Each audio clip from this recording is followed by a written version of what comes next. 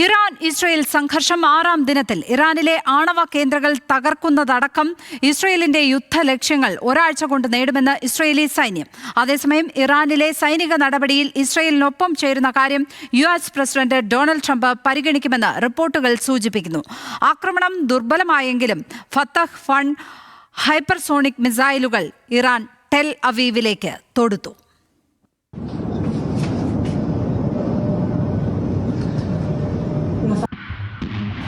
Iran Israel സംഘർഷം 6ാം ദിനവും അയവില്ലാതെ തുടരുകയാണ്.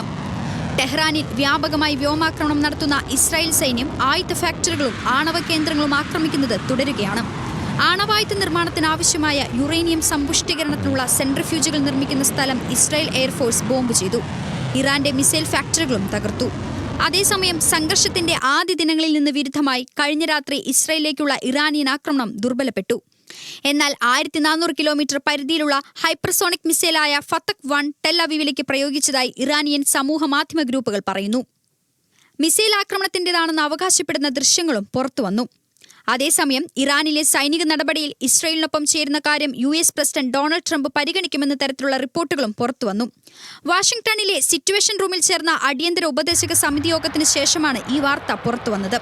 ഇറാനിലെ ഏറ്റവും സുരക്ഷിതവും നിർമ്മാണപരമായ പ്രത്യേകതകൾ കൊണ്ട് ആക്രമണങ്ങളെ ചെറുക്കാനുള്ള ശേഷിയുമുള്ള ഫോർദോ ആണവ നിലയം തകർക്കാൻ അമേരിക്കയെ സഹായിക്കുമെന്നാണ് സൂചന. നിലവിൽ ഭൂഗർഭാന്തര പ്രവേശന ശേഷിയുള്ള മാസീവ് ഓർഡൻസ് പെനട്രേറ്റന്റ് ബോംബ് അമേരിക്കൻ വ്യോമസേനയ്ക്ക് മാത്രമാണുള്ളത്. ആണവ നിലയങ്ങൾ തകർക്കുക, മിസൈൽ കേന്ദ്രങ്ങൾ നശിപ്പിക്കുക, ഇറാനിൽ ഭരണമാറ്റം കൊണ്ടുവരിക എന്നീ യുദ്ധലക്ഷ്യങ്ങൾ ഒരാഴ്ചയ്ക്കകം നേടുമെന്നാണ് ഇസ്രായേൽ സൈന്യം പറയുന്നത്. ഇതിനിടെ ഇറാനിലെ സൈനിക നടപടിക്കുള്ള ആസൂത്രണം ഇസ്രായേൽ കഴിഞ്ഞ ഡിസംബറിൽ ആരംഭിച്ചുവെന്ന് ന്യൂയോർക്ക് ടൈംസ് റിപ്പോർട്ട് ചെയ്തു. ആക്രമണ പദ്ധതി ഫെബ്രുവരിയിലെ US സന്ദർശനത്തിനിടെ പ്രധാനമന്ത്രി ബെഞ്ചമിൻ നെതന്യാഹു പ്രസിഡന്റ് ഡൊണാൾഡ് ട്രംപിന് മുന്നിൽ അവതരിപ്പിച്ചു. ഇറാന്റെ ആണവ പദ്ധതിയെക്കുറിച്ച് വിശദീകരിച്ചതായും അമേരിക്കൻ മാധ്യമം റിപ്പോർട്ട് ചെയ്തു. International desk, news Malayalam.